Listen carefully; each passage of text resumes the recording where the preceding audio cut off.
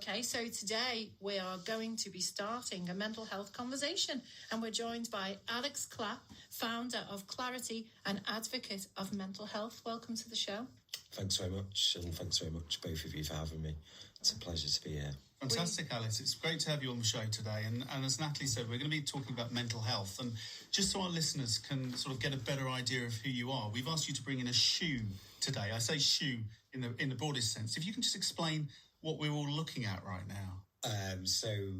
Of course, I have brought in a flip-flop. A slider, yeah, with the kids. Flip-flop, slider, whichever angle you want to look at it. Yeah, that's the shoe that I feel best represents me these days. So to be clear, it's not the one that goes in between the big toe and the other toe. It's the one that your entire foot slides into. Yes. Excellent. Fantastic. So it would be really useful, Alice, I think, again, for our listeners, if you can just give a little bit of background to yourself, and then what we're going to do is we're going to get into sort of the nub of the conversation, but just introduce yourself to us first. Yeah, no, by all means. So effectively, I am an entrepreneur. I've got a few different companies. Recently, I have set up a new company, a new entity called the Claritee Group, which is my passion these days, I would say. It's to do with sober events and to do with mental health awareness. And this is on top of my other businesses. This is where my passion really sits after what I've been through over the last few years. It's quite exciting is how I feel. What did your journey look like before you set up Claritee? So you come out of school, did you go the college route? What was your first sort of job that then gave you the tools to set up a business such as Claritee? Cool. So my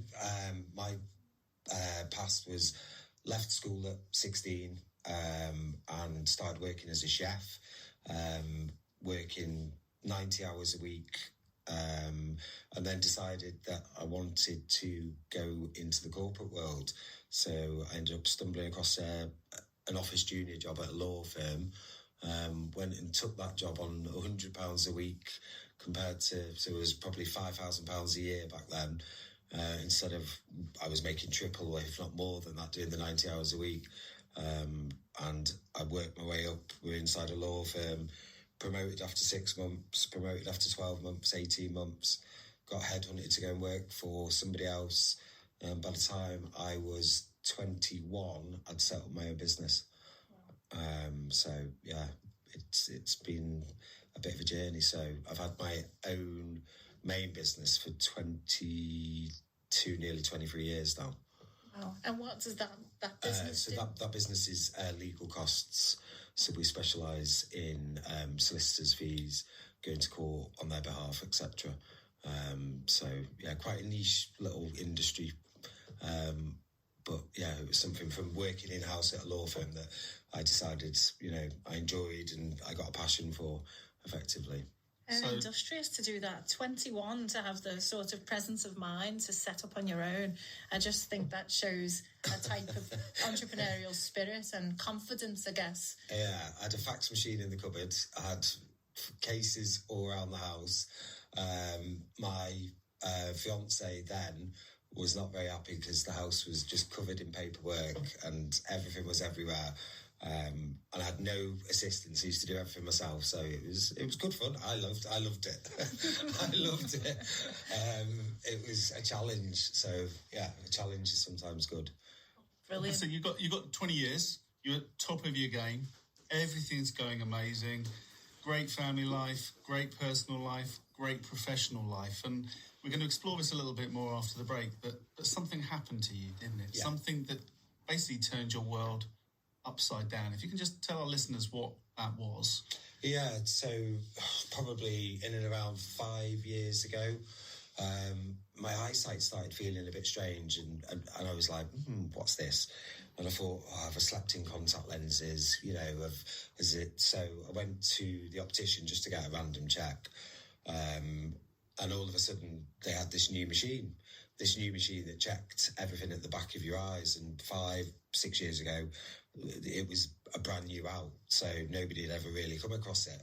And I remember sort of being sat in the opticians, and the lady went off, and all of a sudden reappeared again, and she said, can you just wait there a minute? I just need to... And, you know, when you think, it's a bit strange. You know, normally it's just quick conversation, and then all of a sudden there was 3 of them in there with me explaining stuff, pulling stuff up, and sent me straight to the hospital.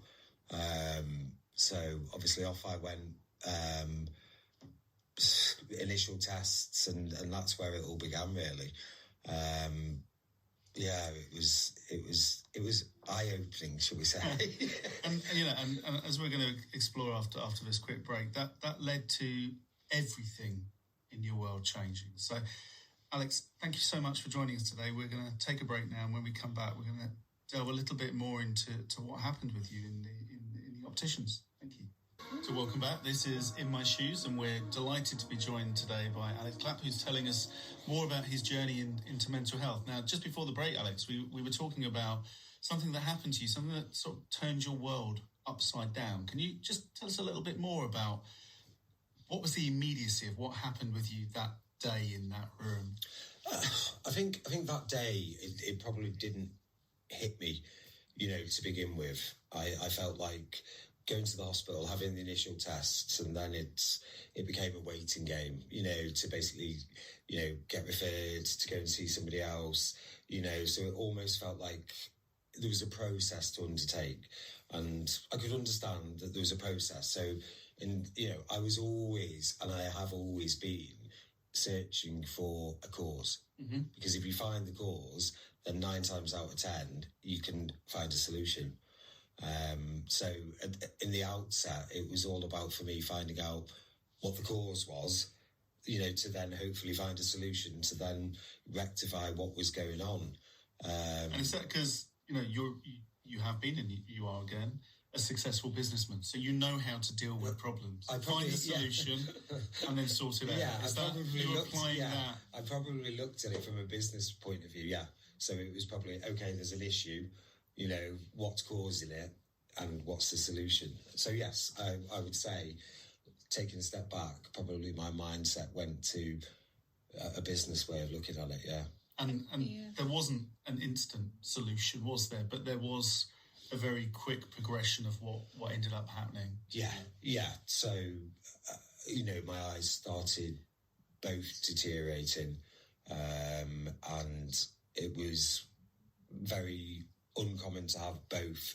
What I had, you know, going on was, it could be seen often in one eye, but not for somebody to have it in both eyes. So this went on for several years, where I underwent many different tests of dye injections, photographs, going to London to Moorfields to get a second opinion, going to Manchester to get another opinion. I've been all around the country, had doctors queuing up in London, had 7 junior doctors queue up to have a look in my eye, because they told me they've never seen a condition that I've got. So I was an anomaly. So they all said, would you mind if we have a look? Because they hadn't seen it before. It's like, so not necessarily they've not got answers, they just want to have a look. Yeah. And to be fair, I understood why they'd like to have a look, because each of them were actually trying to see if they could figure something out. So it was almost something new that they hadn't seen.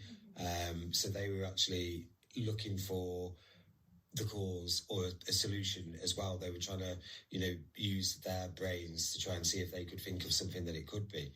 And was every referral, did you feel every referral was getting you closer to a solution or further from a solution? At the beginning, I was hopeful. For a solution. And I had steroid injections in both eyes, which actually helped the vision at the beginning. For the first year, I think they helped to maintain a sensible level of vision.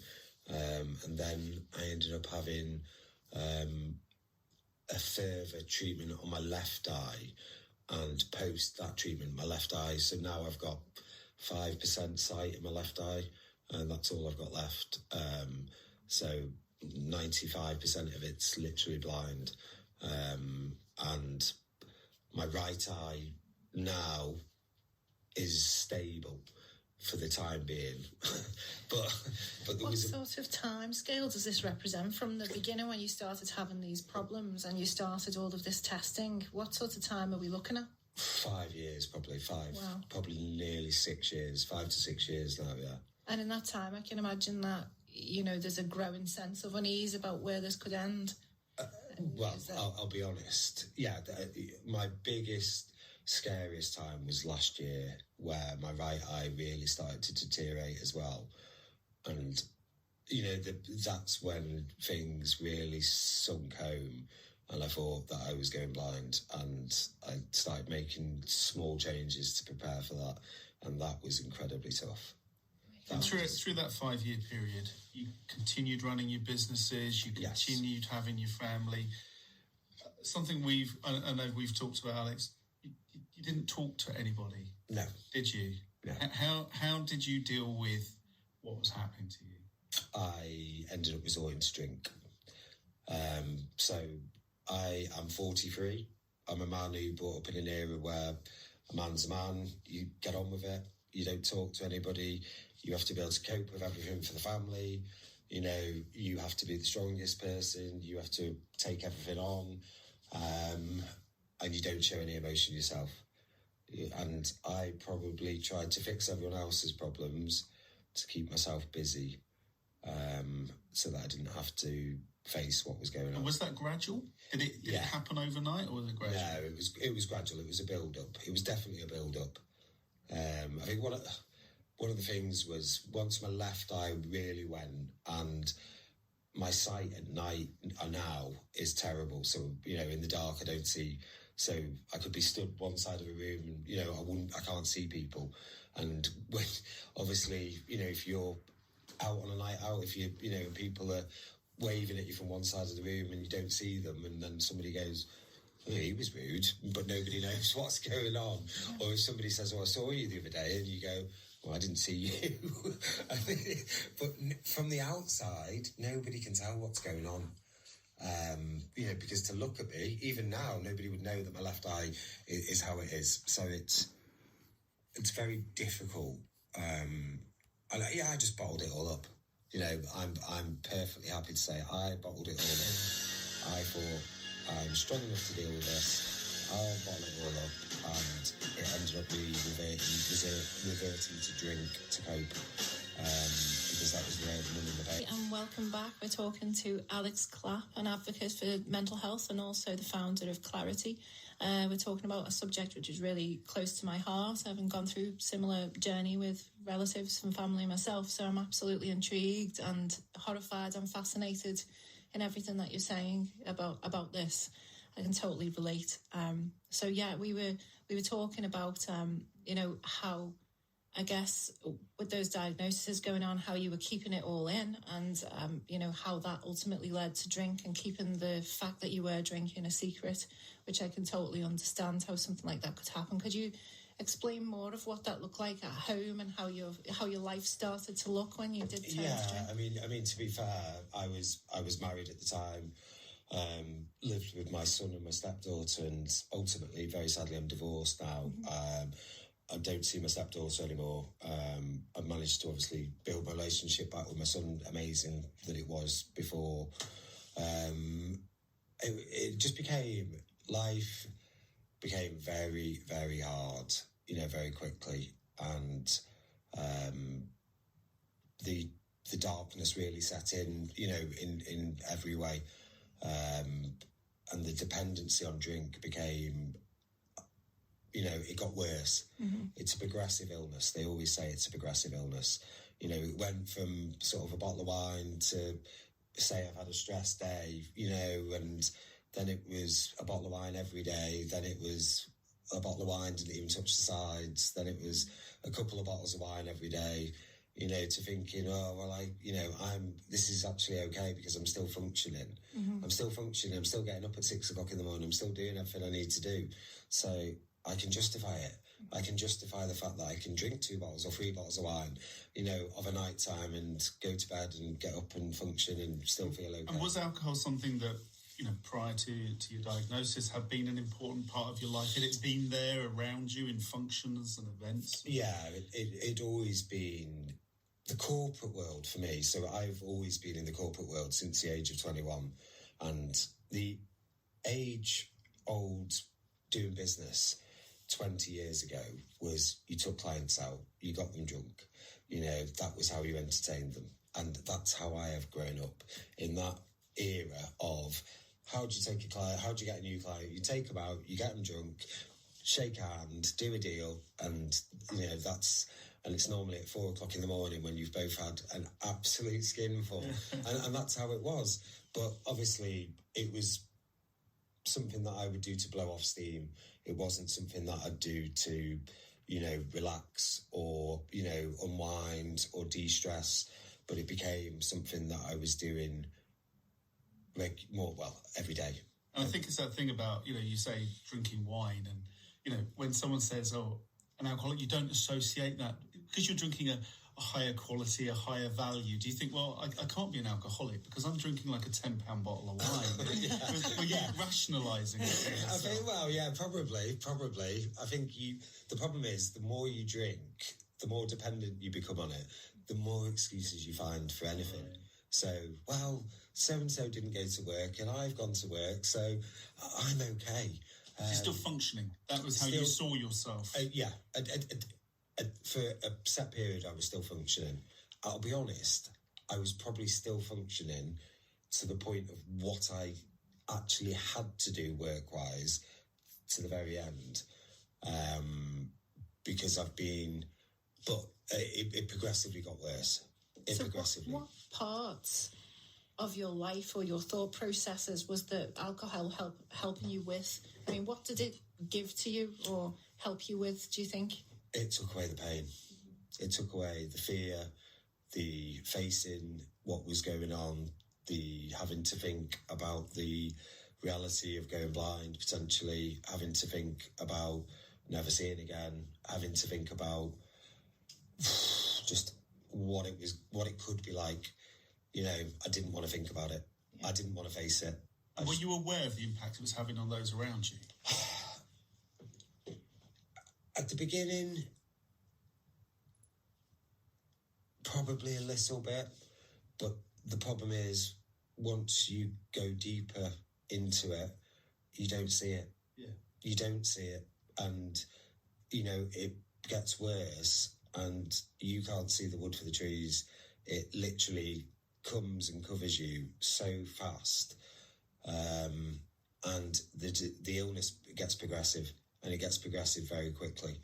And once that reliance, that, the physical need for it, the body has a physical need for it and craves it. And your brain starts just thinking of ways of getting it. It's very scary, to be honest. Did you find that, I mean, this is just from my own personal experience, and it might be different for everybody that's gone through it, but did you find that those excuses you were telling yourself started to become deceptions you were giving to others? Did you start to become deceptive in the way that you would hide things? 1 million %. And 1 million %. I would justify it in my own head, and then I would justify it, to other people.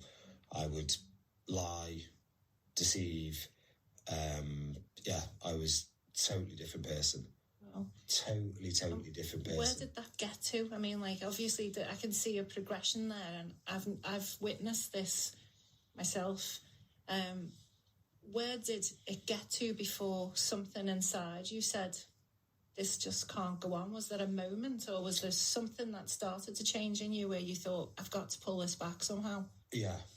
So the point I was at last year, I'd got to the stage where I didn't care whether I lived or died. Genuinely, I was not bothered. I was like, don't care. I've got nothing to live for. And the pivotal point was with my son.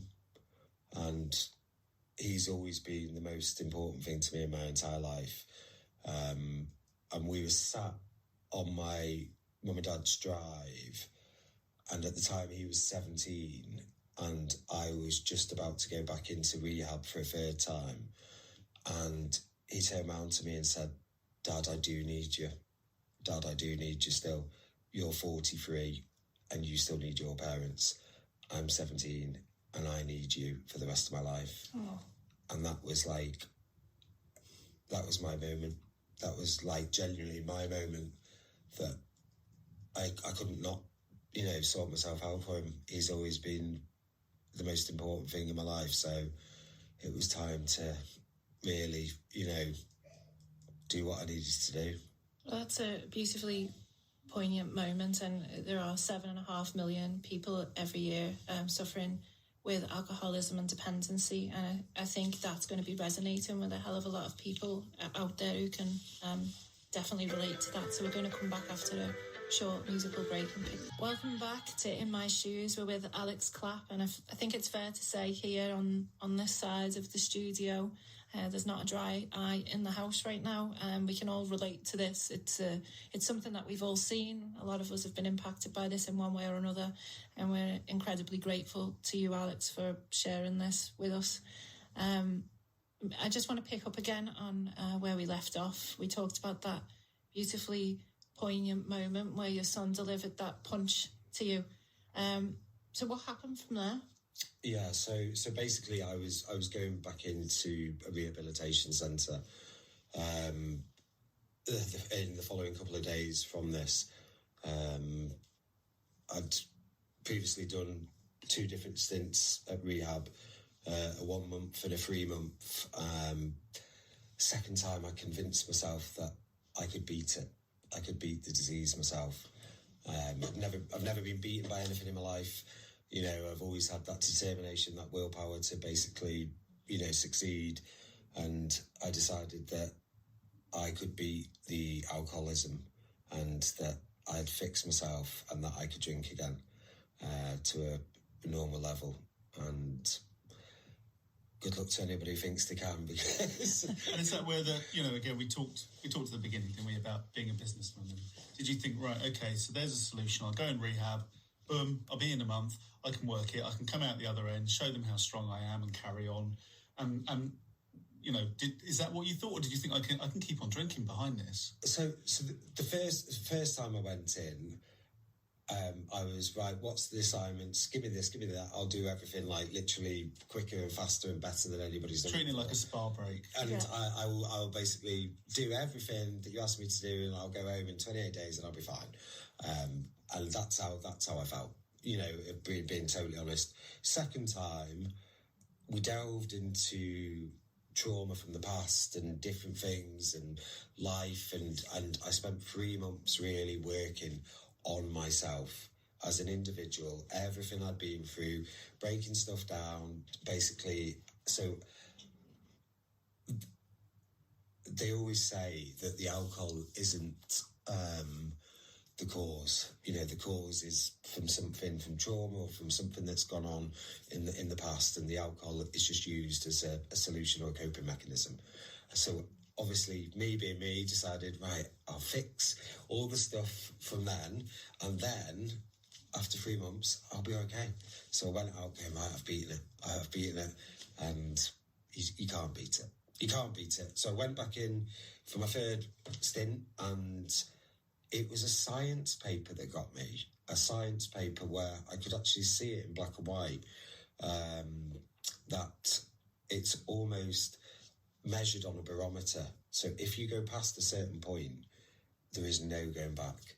So if 45 degrees or 90 degrees is that point, I've gone over, and the wiring in my brain has now changed, that I cannot have one drink and just have one drink. I am an alcoholic, and I will remain an alcoholic for the remainder of my life. I cannot drink and control it anymore because my brain has changed. And that's as simple as it is to me. And the moment that dropped, the moment that sort of sense of realisation, I think is what you're going to say, wasn't it, Nat? It is, and I'm seeing the correlation once he gets to that point. I'm just putting words in your mouth here, but I'm kind of seeing how organically that led to Claritee, for being able to say that. Yeah. And then presenting that opportunity for people to still get together and have fun, because there's I don't know about you, but in this age, it's hard for men to find a way to be together if they're not drinking. Yeah. And so to have these facilities and events where men can actually be together and socialising, but not necessarily feeling the need to drink, I think that's hugely important. So where did we've talked about, this moment of clarity for you. It was, yeah. But how did that lead us to where we are today with your new business? So basically, it became, once I accepted in my mind that the science behind it, I threw in the towel, and then it became easy. So all I had to do was accept that I cannot drink and start building a new life. And I have always liked to have fun. I've always liked to have a good night out. I've always liked to, to dance, to enjoy myself. So I was like, just because I don't drink, I am not going to be boring. I am not, and I'm not going to just stay in and not go out. So why do you need alcohol to have a good time? Yeah. Why do you? And it was almost like, well, okay, let's test the boundary. Let's go and set up a company that says, because I'm not going to be boring. Yeah. I'm not staying in and not going dancing, not going out, socialising. So if I can do it, then anybody can do it. So you wanted that element of your life back that you had before, but you knew you couldn't do that with alcohol. No. So you couldn't. Could you not see yourself going into a normal environment where people are drinking that you're not? I think that is a very difficult environment for an alcoholic. Okay. And especially at the beginning. Maybe in years to come, but even then it's, would you take a child into a sweet shop if they were not eating sweets? Yeah, diabetic. Yeah. Really? If they were diabetic or, it's not... and if I'm honest, why do I want to be around loads of drunk people when I'm completely sober? Because the more drunk that somebody gets, the more that, they chat and chat and chat, and the more that you go, it's time for me to go now. Wow. That's opened up so many avenues that I cannot wait to explore. I just feel like there's a myriad of places we could go. One thing I want to pick up on after the break is whether you have to then control your environment. I think this would be an interesting point, whether you have to start controlling the friends that you see or what is allowed in your house or where you're going. So you're listening to In My Shoes. I'm Paul. And I'm Nat. Welcome back. We're joined today by Alex Clapp, who's telling us about his journey he's been on in terms of mental health and how he's turning what's happened to him, challenges in his life, and how he's turned those into positives. As we were just talking about before the break then, Alex, I think, we were talking about the opportunity of removing alcohol from your world when you're out. But how do you remove alcohol when alcohol is associated with people or events? Yeah, and it's a challenge. It is a challenge because obviously I live on my own now with my son, who stays half the time, but I have no alcohol in my house. I wouldn't choose to have alcohol in my house. I stay at different places with alcohol in the house, and that doesn't bother me. But I personally don't choose to go to the pub. I don't choose, to go on big nights out where lots of people are drinking, because that for me at the moment isn't something that's attractive. I don't want to put myself into danger zones. I choose to go for nice meals, and I've got lots of amazing friends and family who will come and have a nice meal with me or go out for the afternoon and won't drink with me in terms of support, and I'm privileged and lucky to have that, whereas a lot of other people probably haven't, and I would think that can be a very hard challenge, but I think everyone's different. I've got friends who are in recovery who go out on nights out and be around people who are all drinking, and they're fine with it. And for you, could you have one of these zero alcohol champagnes or zero alcohol beers? Or you can't have anything that tastes like? No, I'm totally happy and comfortable with having the odd zero alcohol, because for me, I've accepted that I can't drink alcohol, and whether it's an imitation or whether it's a juice, it's got no alcohol in it for me. So I accept I cannot drink alcohol. And effectively, I've accepted that it's almost like an allergy for me. So I make it simple and I say, okay, if I was allergic to peanuts, then I wouldn't eat peanuts. Yeah. So I'm allergic to alcohol is how simple I've made it in my own head. Well, your body reacts in a very, very negative way, right? Exactly. As if it's an allergic reaction. My body, my life, my loved ones, everybody is impacted. Everybody, it's like a ripple effect. It's not just what I'm doing to myself, it ripples across work, family, friends, it doesn't stop. You talk about that sort of mental health piece and the fact that, I'm a similar age to you. We've grown up in a world where you don't really talk about feelings and emotions and things. How have you felt people have reacted to you when you say, oh, I'm an alcoholic? Just actually saying that, does that have a ripple effect to people? Do they think it's something you brought on yourself, or is it something that has happened to you because of what's gone on in your life? I would say certainly probably not a lot of people knew about my problems with my eyes first and foremost before it came out, that I'd become an alcoholic. But I've tried to take the power away from it. So I've told all my work clients, I've just been totally open and gone out there and told everybody. I moved into a new house and I went round and knocked on my neighbour's door and introduced myself as, hi, I'm Alex. I'm in recovery, by the way. I'm an ex-alcoholic. Because I thought, just get it out there. Yeah. Let's just get it out there. So then they're not going to invite me around for a beer. They're not going to invite me around for a glass of champagne. And it's done then. The power diminishes. That shows that you're really aware of your own self-care as well, because you're preempting that. And, when you're feeling strong, and that is a strength, what you've just done by going there and admitting this is a strength.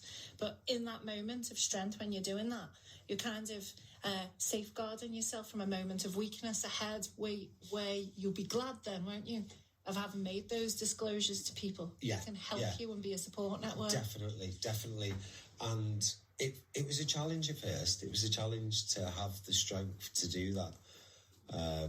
But I like a challenge. So it was a challenge to myself to go, right, okay, well, let's do the right thing. Let's protect myself, but let's just own it and let's just tell everyone, yes, I'm an alcoholic. Nice to meet you. You talk about, when you were thinking about founding Claritee, did you model the experience as being something that would benefit you in this moment? Did you tailor make it to your specific situation and people who might be in your situation? What did it look like, that journey of putting that together? And so for me, it's not so okay. So coming up when I came up with the idea for Claritee, it wasn't. It was giving people a different option, showing people in the corporate world that you don't have to drink, to have a good time, and changing people's mindsets. So my son's now 18, Marcus, and I see him. He can go to the pub and he can have one pint, and then he comes home. If I went to the pub on a Friday night with all my mates when I was 18 years old, you'd see me Sunday. But that's the era that I grew up in. That was the way. I could not go to a pub and have one pint at 18 years old. We used to go out, and once you start, that was, you drink as much as you could, as fast as you could, and the person who was sick and didn't get home that night was the winner. And that's the sort of era that I grew up in. So the youngsters coming through, it's changing. It's, my sort of era that, I've had it for donkey's years and showing, so the younger generation, I think, are more open to the corporate, to come into something different. And we've just proved that at St. George's Hall. I'm really fascinated. I'm looking forward to it. We're going to take a quick break, and when we come back, we're going to talk about this event you did at St. George's Hall. And I'd be really interested to hear what the response has been from corporates to this idea of doing huge events, not just big events, huge events, without alcohol. So we're just going to go for a break now. We'll speak to you soon, Alex. Hello and welcome back. We're in my shoes with Nat and Paul, and we're joined today by Alex Clapp, the founder of Claritee, and we're just about to brush on the massive, epic St George's Hall event that you had recently, which I saw all over social media and looked absolutely incredible. Could you tell us more about that event and how on earth you put on such a huge scale event? Yeah. I mean, to be fair, Ben and I discussed it. So the obviously concept for the whole business came in December, and Ben and I discussed it, and I've known Ben and I have been great friends for 20 years or something. So we discussed it, and we set up the company first week of January this year, and gave ourselves 4.5 months to put this on.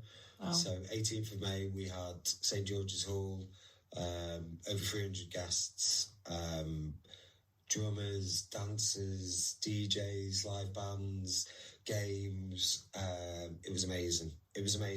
At one point, I took a stand, I stood back at the bottom of St George's Hall and just looked from the bottom of the room and saw what we'd created and thought, this is amazing. And was it for you to showcase Claritee as a whole? Because you're not just an event organiser, right? No. Yeah, it was a flag in the sand. Okay. It was a flag in the sand that we're coming and we're going to show people. What a way to launch. I love that. And so what are your plans? What if somebody is listening and thinking, what does Claritee do? So from day to day, and obviously we have our events at the end of the year or something where everyone can get together, but day to day, what is Claritee doing?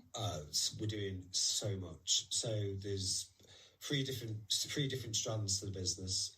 There's the events side, which we're doing sober events. We're just about to announce a Manchester date for September. That's going to be another huge night. We are very soon going to announce a big corporate training camp that we're doing. It's not a camp, I got told off for saying that. A retreat? It's almost, a retreat, it is almost like a retreat. Okay. But the concept has come from, what did I do in rehab? Okay. How did I get help with my mental health? How did I, and it's pulling pieces together and creating little taster bits for people. And it's not ramming it down people's throat. It's going, okay, this is something for you to think about. This is something for you to go away, digest. And you've got a segment of each. And we're aiming it at the corporates, because I think it is so important. Because I was in the corporate industry, and I wouldn't have talked about my feelings. I wouldn't have told anybody about, what I was going through. And there's that stigmatism that you can't speak, and that if you told somebody, you were really struggling, that they'd look at you strangely, or that they'd judge you. And that's really exciting what we're doing. We're also going to do a big family fun day where there's touching on mental health. So that's the event side. For now, we've got visions to take it even bigger, even further. We're also doing corporate training days as a separate business, where we're taking groups of 8, 16, 24, taking them on a full day, mental health, development, individuals, team building, etc. And the biggest one that might not come to fruition until later on this year is we're setting up our own CIC. Fantastic. Because I want to be giving mental health and something back to the community where people can't afford it. Wow. So, and that sort of thing, what you're talking about, the family activities, and that is really important, because it's exceptionally difficult for the family of those suffering with alcohol dependency, and a lot of the time, people around that could leave it's very difficult, isn't it, to somebody who's highly dependent on alcohol. It's very difficult to not have that ripple out and affect the family in a major way. Yeah. And to arm somebody with tools to stay together and be strong and pull through. Yeah. That is a great service. There must be people out there who just do not, they're at the wit's end and they don't know how to keep things together. 1,000,000%, 1,000,000%. Every single family that I have seen or that I've spoken to, I just, it takes me back. I remember I had a family conference, and my mum saying, I go to bed at night and wonder if I'm going to wake up and have that call that you're dead. And that's, and my brother said the same to me, and it was like, but I wasn't that far away. I wasn't that far away. This has come out after, right? This wasn't. They weren't able to say this to you at the time, or you weren't able to hear it at the time. No. This has been after. You can't see the effect you're having on everybody else. You can't see it's one of the most powerfulest illnesses, I believe, because it's an illness that tells you haven't got it. It's an illness. It's mentally it tells you that you are not an addict, that you have not got this disease, that you can cope. It's almost like you split your brain into two and you have a good side and a bad side.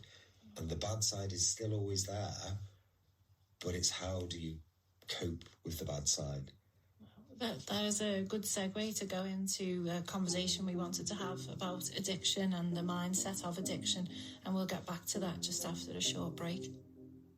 Hello, and welcome back to In My Shoes. We're talking here about the mindset of addiction, and I think this topic is very relatable, because although in this instance we're talking about alcoholism, it can be anything that the brain becomes addicted to because it needs something that thing gives it as a sort of placeholder, I guess.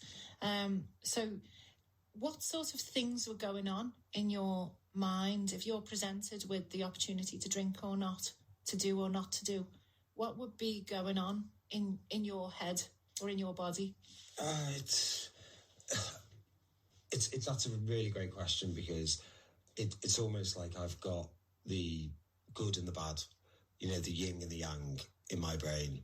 And the devil on my shoulder always taps me there and goes, come on. Remember the good old times. Remember the good old times when it used to, let's go and have like a good blowout, and let's go and do this and go and do that. And I have to play the tape forward. It wasn't fun in the end. Yeah. I was sat in a room on my own, drinking bottle after bottle after bottle. It was not fun.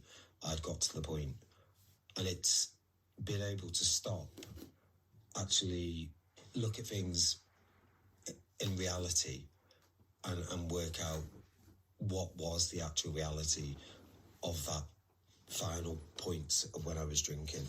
Not the 20 years ago when it used to be fun, but I am an alcoholic, and I was sitting up, drinking solidly all day, every day. Yeah. And that's where I would go back to, if not worse. But how did you learn which voice to listen to? Because I guess at first you've got this confident voice, the bad voice, I guess, that's saying, come on, come and do this. And at some point you realise this bad voice isn't really got the best interests at heart for you, and you have to start focusing on the other voice. When do you learn, I guess, to trust yourself and trust that voice that you're listening to is the right one? Is there a point where that happens? Well, I guess the voices are always there. And they try and play games with you, and they try, it sounds like you're crazy. It does sound like you're crazy sometimes, but, it will say to me, you weren't as bad as that person, though.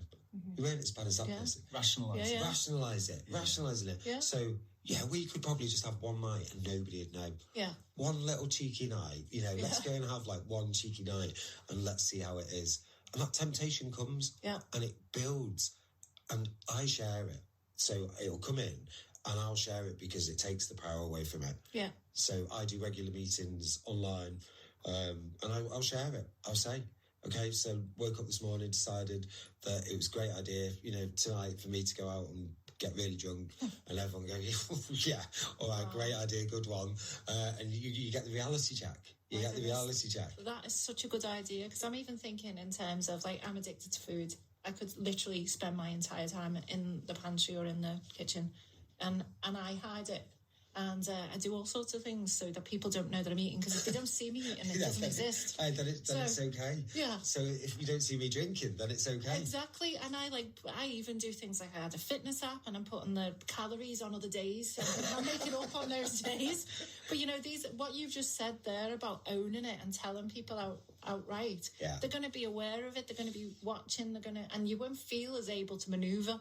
And I love that. I think that's a tip that a lot of people could use. And I think also, Alex, being honest here, the root cause of what was causing the alcoholism hasn't gone away. You don't have a full diagnosis or cure for degenerative eye disease. So how are you dealing with it now? How do you find, you turned to alcohol before? Yeah, it's a great question. I'm not the most important thing in the world. I am not the most important thing in the world on the planet or anything. Okay. And whether it's spiritual, am I spiritual? I believe there's something out there. But I've also got to a stage now where whatever is meant to be is meant to be for me. So if I'm meant to get home late tonight, then I get home late. I'm not going to stress about it. If I'm meant to go on a holiday and basically have an amazing holiday, then that's what will happen. By worrying, by doing anything, it's not going to change it. Ultimately, if it gets to a stage where I lose my sight, then that's meant to be, and I've got to accept it. I can't control anything. The only thing I can control is my behaviour and myself. I can control how I behave, how I react, and how I deal with anything. So it's that acceptance piece. I think you touched on this very, when you were having that third stint in rehab, it was that realisation that this is the reality I'm in. Mm-hmm. Yeah. This is what, only I can change this now. Yeah. So again, we talk about, people, our listeners who might be in either similar situations themselves or loved ones or family members. If you were in that situation now, where would you reach out to? Who can you speak to? There's nothing more powerful than somebody who has been through or is going through similar things. And that's why in some of the fellowships they say there's nothing more powerful than an addict helping another addict. And with the Claritee ethos, I've got an ultimate vision that basically once we start helping individuals, that we start building like a buddy system, a mental system. Because if you go for counselling, you still go back and you go back into your own bedroom. So I've been to counselling, but how about, okay, there's 10 of you that have been to counselling for a similar thing. Let's connect you all together. And if 2 of you get on as friends and understand what the other person's going through, and somebody's come out the other side and goes, I felt like this, and this is how I coped with it. Oh, hello. We start building a community. We start trying to change. We start trying to help people. And there's nothing like it. And that's my ultimate vision. Yeah. My ultimate And I think vision. it's something we touched on earlier, and I hope we can pick up on this in the time before the break. I've been managing what I say today in our interview. You use words like vision and see and sight and darkness and all these things. You're dealing with a degenerative eye thing. How do our listeners? How do I address these things? Is there anything I can say or not say? Or No, just be yourself. Be you. Be you. I don't judge. And that's one thing that I've learned. Who am I to judge anybody else? Who am I to expect anybody to do something? The only thing I am in control of is myself. Yeah. So if somebody says something and I disagree, well, I can disagree, but I don't have to get upset. Everyone's entitled to their opinion. I can control myself. I can control nothing else. I think that's a great message. We're going to go into one more break and then we'll be back to wrap this up with Alex. Thank you, Alex. So welcome back. This is Paul and Nat. You've been listening to In My Shoes, and tonight we've been joined by Alex Clapp, who's one of the founders of Claritee. Alex, we were just touching on some of the challenges you faced, and Natalie, I think you've got a couple of sort of follow-up questions for Alex. I do. They're more thoughts than anything, but I'd like to hear what you have to say about some of the things that I've started to think of in my mind, and I might be right or wrong about this, so I'd like your opinion on them. But there's something that I've found really endearing about the idea of what you're trying to do. I like the fact of your new buddy system. I think that in interrupt me if I'm wrong about this, but by empowering someone like yourself, I guess, who at that time felt quite out of control of their lives, with the ability to change somebody else's life, I could imagine that feeling of empowerment that you have keeps you on track. It does, helps, 1,000,000% helps. And it does help, And the concept of it, I've seen the last rehabilitation centre that I left, one of the guys set up a WhatsApp group, and then it became a Zoom group, and now the Zoom group runs their own meetings, and that's a way of people checking in, speaking to each other and sharing problems, and I've seen it work firsthand. It's incredibly powerful. And it doesn't just go for alcohol or addiction. It could be addiction in anything. It could be gambling. It could be food. It could be, having somebody to talk to who understands that battle in your head, the temptation in your head, the not thinking that you're crazy, not thinking that some of the thoughts you have are crazy. It is really powerful. And, I can just see that it makes a difference. It can make a difference. And I'm not saying it's going to work for every single person, because nothing ever does. But, if it can work and help, 20, 30, 40% of the people, then that's amazing. It's amazing. If it gives something different to what is out there, and this is not out there from a mental health or, a perspective, this isn't out there. And this is the ultimate vision for Claritee, that we want to help. It's been set up with a vision of wanting to help people, to give people tools, change people's mindsets, just let people touch on different stuff, different ways of coping, different ways of dealing with. Because ultimately, we all go through tough times. We all have our challenges. We all have our own demons in one way, shape or form. So, everybody has it, and we'll cope or try and cope or pretend that we cope or, brush everything under the carpet, whichever way we deal with it. Everybody has their own way. Finds a solution. Yeah. I think that's why, you're so perfectly placed to take that journey and to be involved in the development of this. And one of the other things that I was thinking of is, we were talking earlier on about how, I think Paul brushed on it, of how in this instance with your condition, you have no sort of conclusion, if you like. And the idea that if you haven't got that closure, are you able to heal? Are you able to accept? And I was just wondering, now that you have accepted that there are things that you can control, but there are things that are outside our control, which there's no point trying to hold back the tide, is there? No. So I just wondered, about that journey that you were on, to explain a bit more about how you got round to kind of accepting to let the stuff that you can't control go. It's hard, and it takes time. It takes time to change. They say to change your neural pathways in your brain, it takes 90 days. And that's consistent every day, 90 days. And, then you have muscle memory that comes back. Then you have, learned behaviour. Then you have all sorts, and it's constant. It's just accepting it. If something goes on, or if I do something that I don't like these days, I'll always reflect on it, and I'll try and make amends that day, because that's how I want to live my life now. Yeah. And, I don't want to be annoyed. I don't want to be falling out. I don't want to be, I want to have the best possible life I can have. And there will be things, I can't decide who's going to win the World Cup. I can't, decide, who's going to be the next president of the United States. These all things out of my control. Ultimately, my condition is outside of my control. Mm-hmm. At the moment, I'm lucky in the fact that they've managed to stabilise things. And I'm grateful for that.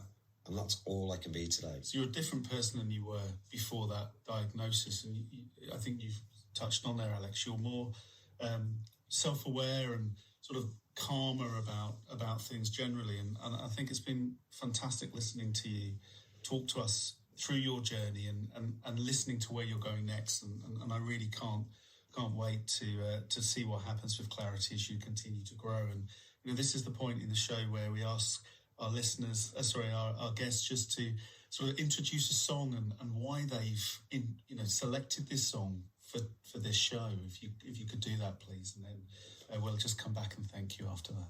Yeah, no problem. Yeah, so effectively, the song choice is special to me because it ended up becoming my rehab song.